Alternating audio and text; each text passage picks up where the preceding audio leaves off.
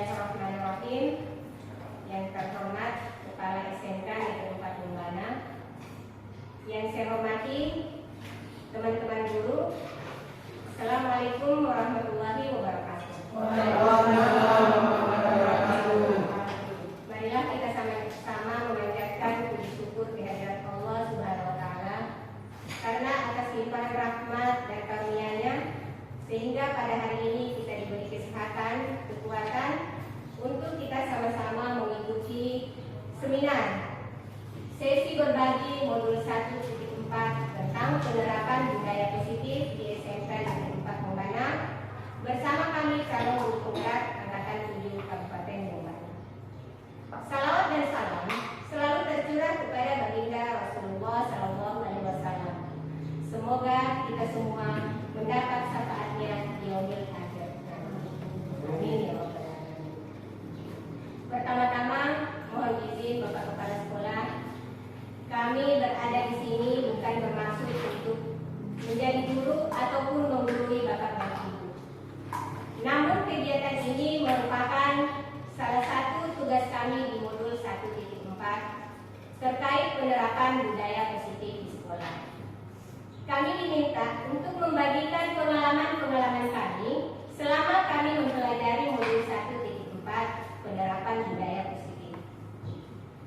Terima kasih pula kepada Bapak Kepala Sekolah sejak awal kami mengikuti seleksi program pendidikan guru penggerak hingga kami berada di tahap ini terus memberikan kami motivasi, dukungan, semangat sehingga apa yang kami lakukan alhamdulillah sejauh ini berjalan dengan baik.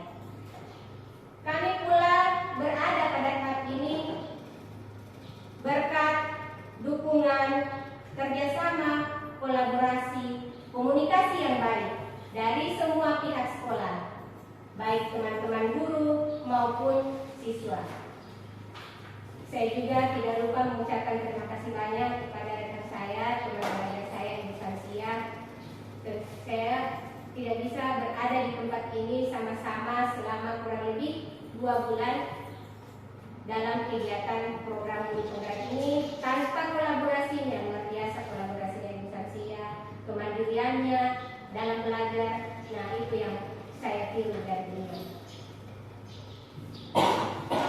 Baiklah, pada sesi kali ini saya akan membagikan 2 hal. Next.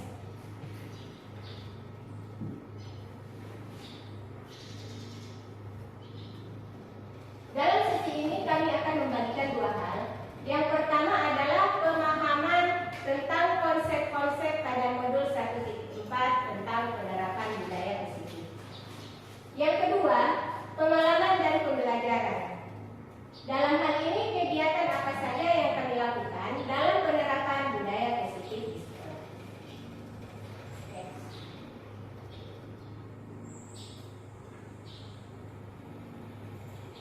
Budaya positif. Jadi budaya positif itu sebetulnya kita sudah terapkan sejak lama. Hanya tanpa kita sadari bahwa itu adalah kebiasaan-kebiasaan yang harus dibudayakan. Misalnya seperti salam, sapa, senyum, sopan dan santun. Itu kita sudah lakukan baik kepada rekan sejawat maupun kepada siswa. Budaya positif di sini merupakan perwujudan nilai-nilai kebajikan universal. Jadi nilai-nilai kebajikan universal ini yang kita terapkan di sekolah. Nilai-nilai ini banyak sekali. Hal-hal positif yang kita jadikan kebiasaan-kebiasaan yang dimulai dari diri kita, yaitu contohnya mandiri, bertanggung jawab, disiplin, peduli, saling menghormati, dan masih banyak lagi. Dalam memulai atau mewujudkan budaya positif, yang pertama-tama dilakukan adalah mengubah paradigma berpikir kita.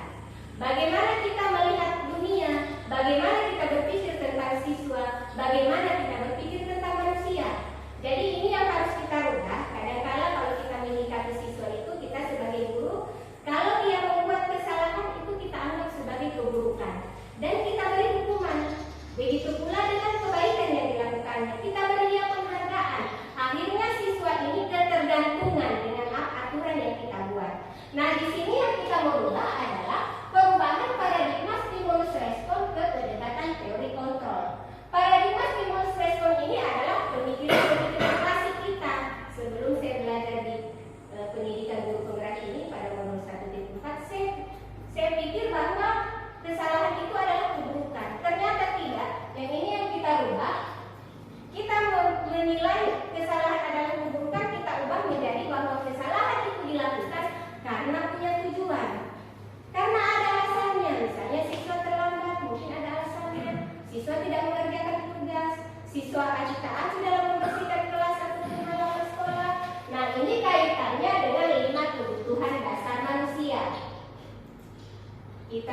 manusia, sebagai orang tua, sebagai siswa, ada yang namanya kebutuhan dasar yang harus terpenuhi. Yang pertama itu adalah survival atau bertahan hidup. Kita butuh untuk bertahan hidup. Yang kedua adalah kebutuhan cinta dan kasih sayang. Semua manusia butuh itu. Jadi dalam kita menyikapi siswa, kita lihat dulu apakah siswa ini butuh kebutuhan apa yang kurang dari siswa ini, sehingga dia melakukan kesalahan. Oke, yang ketiga kebutuhan akan penguasaan, kebutuhan akan kebebasan, dan yang kelima adalah kebutuhan kesenangan.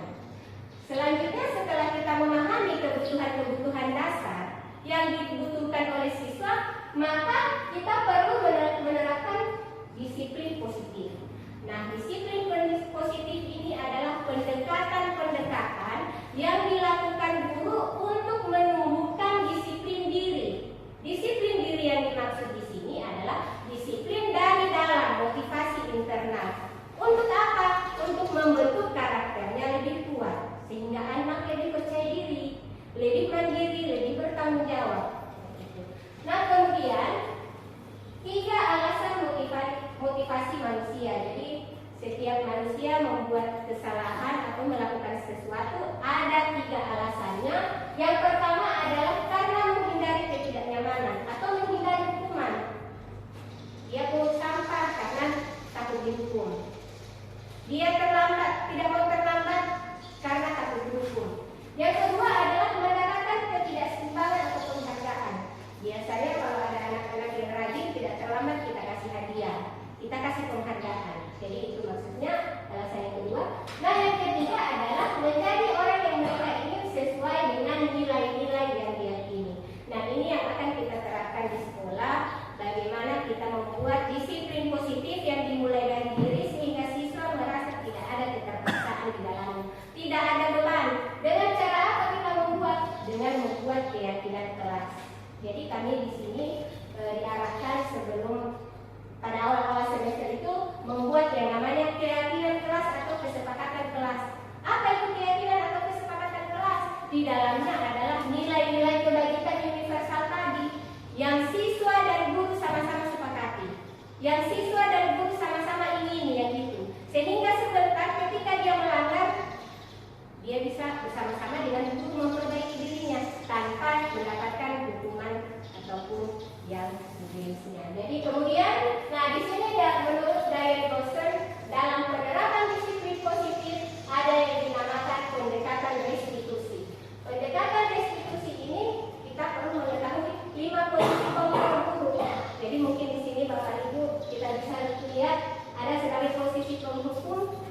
Saya bisa rasa-rasa diriku sebelum saya mengikuti program guru penggerak itu, saya posisi penghukum atau pembuat merasa bersalah. Ketika siswa terlambat, kenapa terlambat?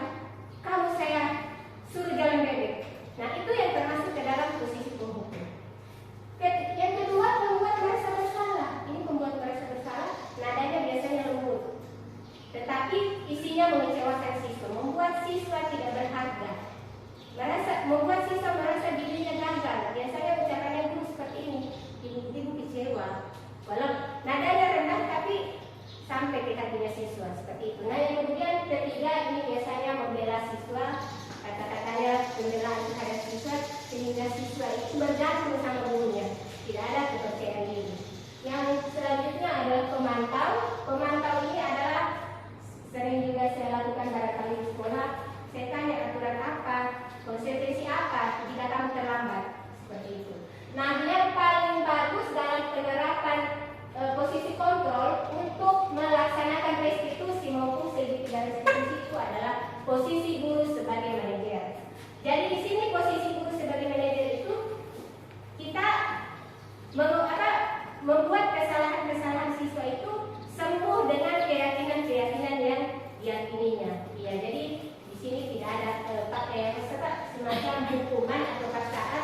Jadi manajer ini adalah sifatnya kita memperbaiki kesalahan siswa dengan nilai-nilai keyakinan yang mereka telah sepakati. Ya, jadi misalnya kita sudah sepakati peduli lingkungan, nah, lantas masih ada yang tidak membersihkan kelasnya, kita panggil, kita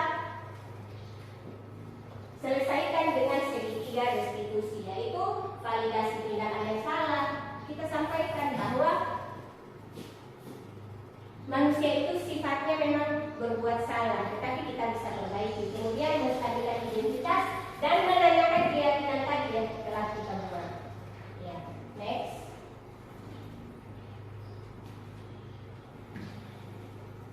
Yang kedua adalah pengalaman dan pembelajaran kegiatan penerapan budaya positif di sekolah. Next. Nah, ini adalah keterkaitan antara materi modul 1.1, 1.2, 1.3, dan 1.4. Di sini kami sudah berada di tahap modul 1.4. Jadi kalau teman-teman mau lihat pelajaran kami atau materi yang kami dapatkan di modul 1.1 itu adalah tentang bagaimana guru sebagai penuntun. Jadi guru di sini melihat siswa itu seperti tanaman atau benih jagung, ya. Bagaimana kita menanam jagung, bagaimana kita bisa mendapatkan jagung yang berkualitas. Begitu pula seorang petani menanam jagung itu, berarti dia menyiapkan tanaman yang subur, dia menyiapkan pupuk, pengairan yang baik, pencahayaan yang baik. Sama dengan kita guru.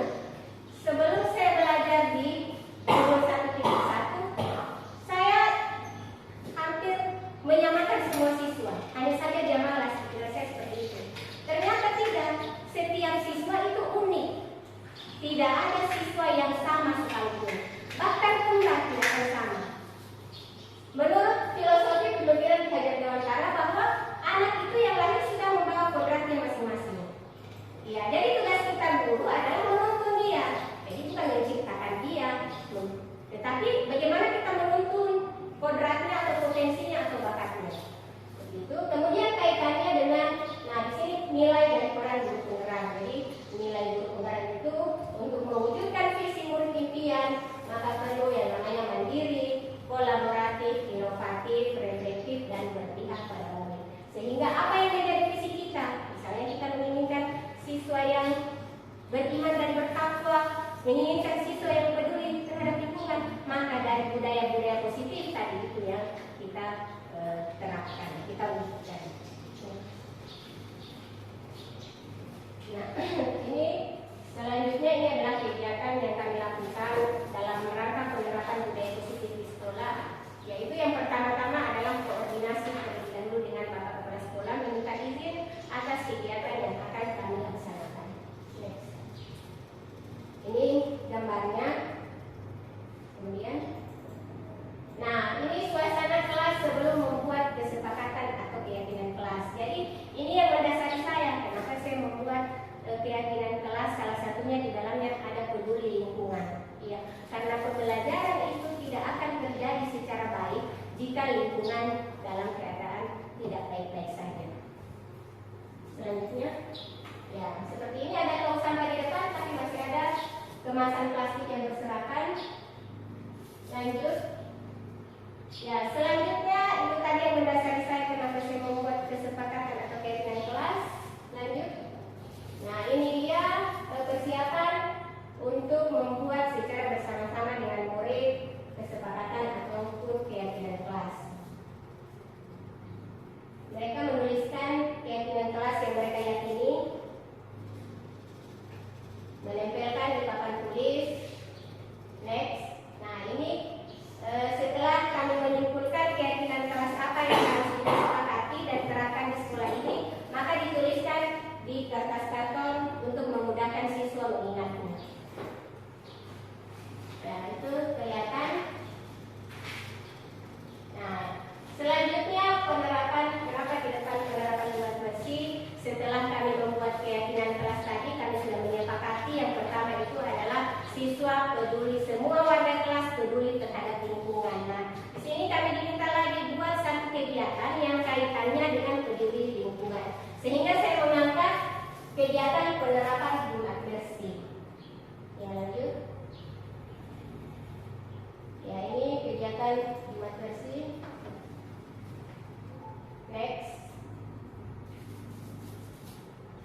Perubahan yang terjadi pada siswa setelah menerapkan kegiatan Jumat bersih, jadi mereka tidak lagi disuruh, tanpa disuruh mereka sudah dengan memungut sampah dengan sendirinya, membersihkan kelasnya, karena sudah terjadi pembiasaan-pembiasaan. Sudah mereka membiasakan dari dalam dirinya, sudah keluar motivasi internal dari dalam dirinya. Ya, next. Nah, ini suasana kelas lebih bersih dari sebelumnya. Lanjut, ya, suasana sekolah kita. Oke, terima kasih. Salam dan bahagia. Ya, jika ada yang mau bertanya, boleh saya kasih kesempatan untuk dua penanya, satu laki-laki ataupun satu perempuan, mengenai apa yang telah dipaparkan di depan. Salam.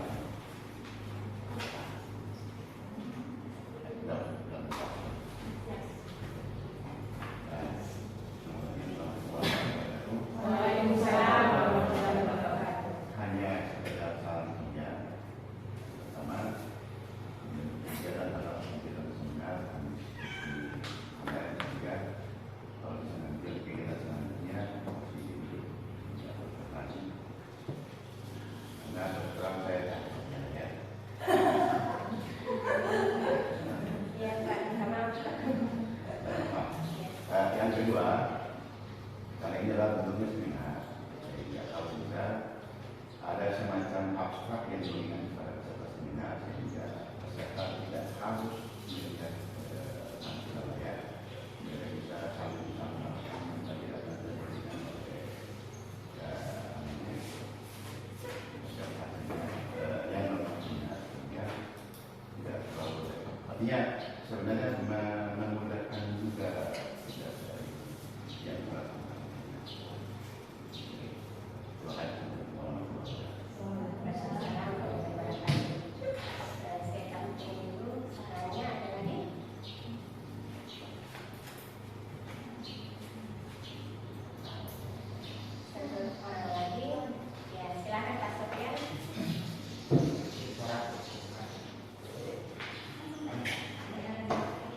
Bismillahirrahmanirrahim. Assalamualaikum warahmatullahi wabarakatuh. Waalaikumsalam warahmatullahi wabarakatuh. Jadi terkait dengan penyerapan budaya positif. Jadi saya sedikit melihat ke bagian kegiatan siswa atau yang sering dilakukan siswa adalah terlambat di sekolah. Jadi saya pikir barangkali ada beberapa orang siswa itu senantiasa terlambat. Kadang kita juga tanya, kenapa terlambat? Motor saya rusak. Oke, kita maklumi. Kemudian berikutnya lagi, kenapa terlambat? Terlambat bangun. Kenapa terlambat bangun? Karena begadang dan malam. Nah, kira-kira untuk menyelesaikan persoalan ini yang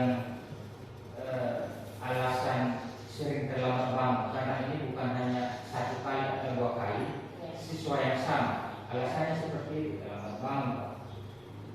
Itu saya tidak bisa berbuat apa-apa kalau misalnya terlambat bangun. Masih syukur dengan sekolah daripada tidak ada sekolah sama sekali. Kira-kira ada tidak solusi buat mereka selain yang ibu paparkan tadi? Karena kita pun ini sebagai seorang guru yang sehari-harinya mungkin tidak akan terlepas dari itu, terlambat bangun. Kita tahu sekarang anak-anak banyak bekerja. Demikian barangkali. Terima kasih, Oke. Seperti atau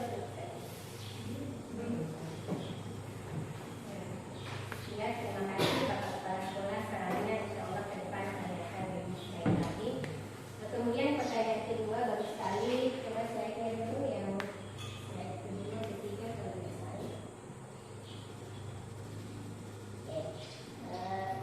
Yang ditanyakan Pak Sofian ada siswa yang sudah bukan lagi 2 minggu, 3 minggu melakukan sering terlambat.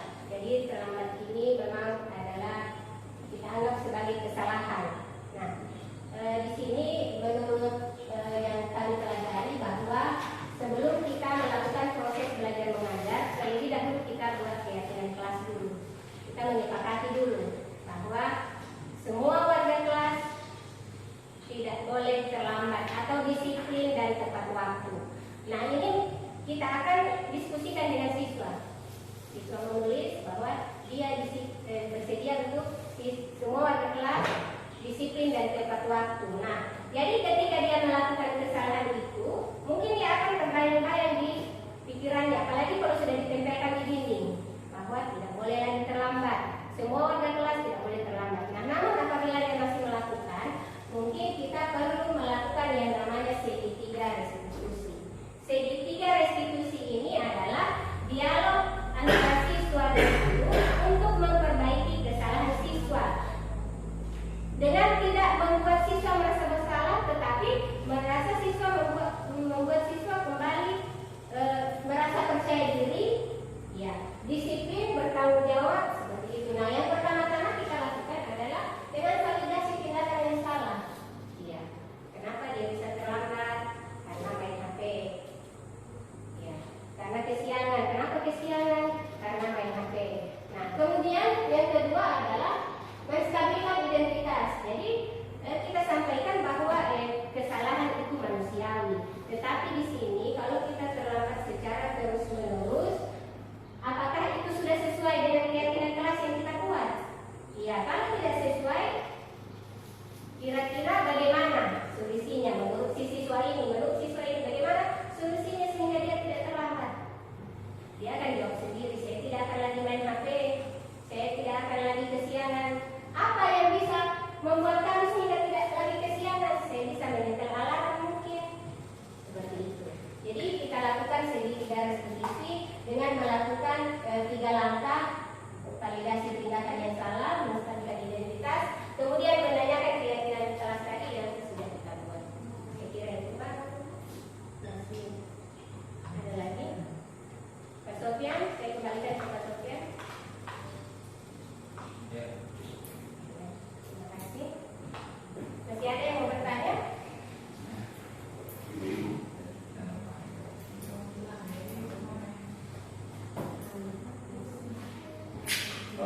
Ya, silakan Ibu Dunia. Saya ingin bertanya, bagaimana menghindari ketidaknyamanan dan hukuman? Ya. Jadi, kebanyakan tidak terutama saya susah itu menghindari nyaman-nyaman hukum. Adakah hukuman yang sifatnya positif? Kalau misalnya bisa kita dalam hukum tapi sifatnya tidak baik, atau kan memang hukuman itu benar-benar tidak boleh? Ya, terima kasih. Ya, namanya menghukum yang positif itu misalnya seperti ini. Dia terlambat datang sekolah, berarti mungkin bisa jam ke kantinnya kita porting. Sampaikan dia mencatat dengan keterlambatan tadi. Saya terlambat setengah jam lah. Jadi sudah pasti dia akan terlambat dengan pelajaran yang tadi. Maka waktu istirahat tadi kita gunakan untuk dia mencatat.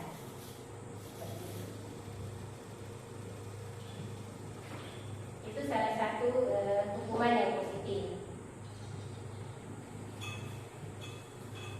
Ada lagi?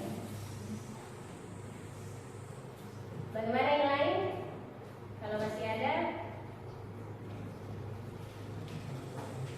Pak Akbar? Ya, silakan Pak. Terima kasih atas kesempatan. Kita sharing saja aja.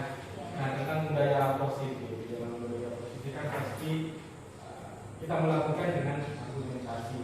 Ada beberapa argumentasi positif, negatif, dan selalu kita mengatakan ini kebiasaan kita di rumah, kita bawa ke sekolah, dan bahkan menjadi budaya. Nah, dalam mendukung budaya positif, kita perlu argumentasi yang positif juga pastinya. Nah, kadang kita lupa menggunakan saya, kami, kita. Itu sih yang kami ingin sharingkan. Mana sih yang lebih tepat kita gunakan? Terima kasih. Ya, sama Pak. Ya, karena kita ini berada di lingkungan yang ada beberapa suku ya. Jadi memang kalau ke bagian sini Baliara, Sikili itu kita menggunakan ki. Tapi kita lihat lagi ada siswa yang dari pegunungan seperti itu.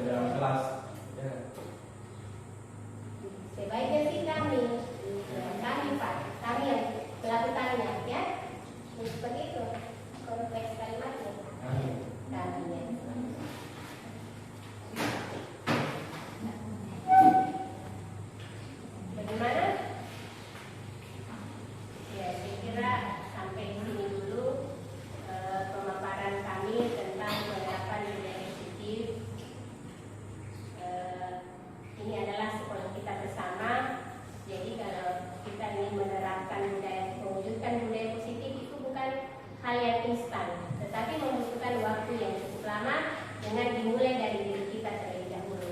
Bagaimana kita mau menerapkan sama siswa, menyampaikan kepada siswa bahwa jangan terlambat sementara kita sendiri terlambat. Bagaimana kita mau menyampaikan sama siswa jangan buang sampah sembarangan